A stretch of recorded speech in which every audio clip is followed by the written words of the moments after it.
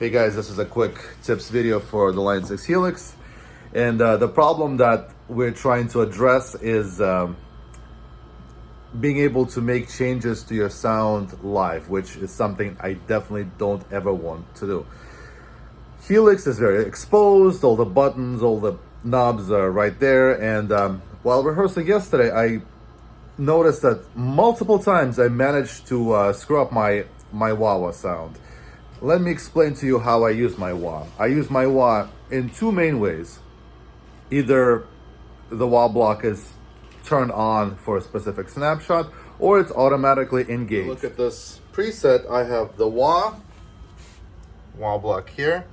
When I start rocking the pedal, it turns on, see, and it turns off after some time. So you can specify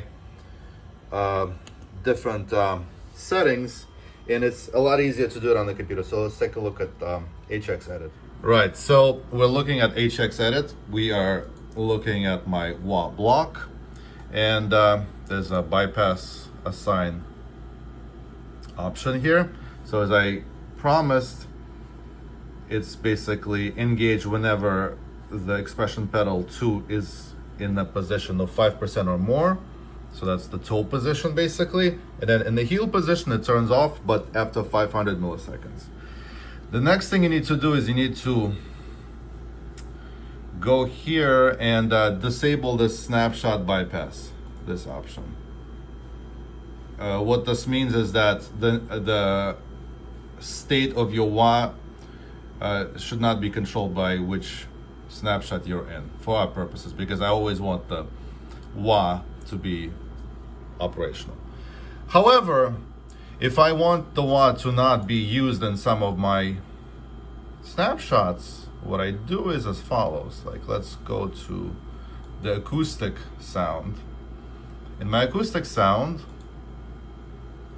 I simply put the mix at 0. So you know this trick. You select a parameter, assign it to snapshots, so you can change it in different snapshots. And basically, rather than turning off the wah, because I notice it trips up the Helix and it could do weird things. So it's just simply being bypassed. When it's bypassed, it's the same thing as if the wah pedal is not working. So see, it's bypassed here, but in this snapshot, it's at 100%, meaning it's working. So finally, here's my trick. My trick is as follows. I need to be able to see what is engaged or not.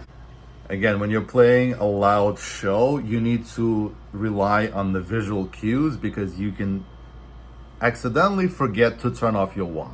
I can see myself doing that. So I need to be able to see whether my wah is on or off. And here is the hack that I came up with. And the hack is using a dummy block. The block is called send.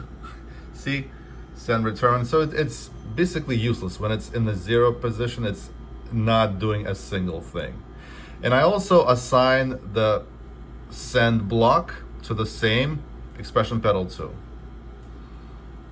In addition to that, to further dummy proof it, I set the send level and the drive through to 0%, and I put brackets around it, meaning that it's controlled by the snapshot selection. So before I show it to you, here's the simple purpose of this send block.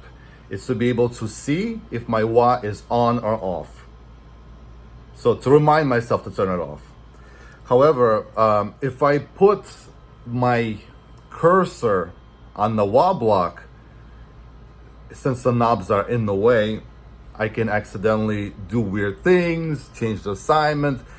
So if you put it on a dummy send block, you can't physically do any damage. And if you specify both parameters, the send level and the drive-through level, to be controlled by the snapshots, that means that if you somehow manage to screw something up, you can re-enter the snapshot and everything will be working just as you saved it. Let's take a look.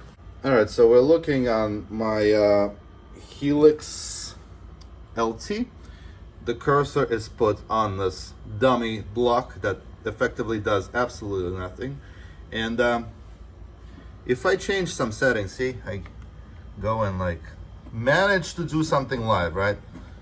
Manage to touch it with my foot, change the settings, re-enter the snapshot, see? And it's reset to 0, 0. But the beauty of this block is that, see, when I start rocking the expression pedal, it turns on and it's got that thing to remind me that my wah is on and now it's off. So there you go, guys. I hope you find it useful, but to me, it's essential to be able to know what's going on with my Helix, what effects are turned on, what effects are turned off, and I don't ever want to be in a situation where I'm trying to play a solo or some really recognizable intro to a song and all of a sudden my sounds are completely messed up. So the goal of this was to further dummy proof my Helix preset so that there's no chance in hell I can accidentally bump a knob and change my sound.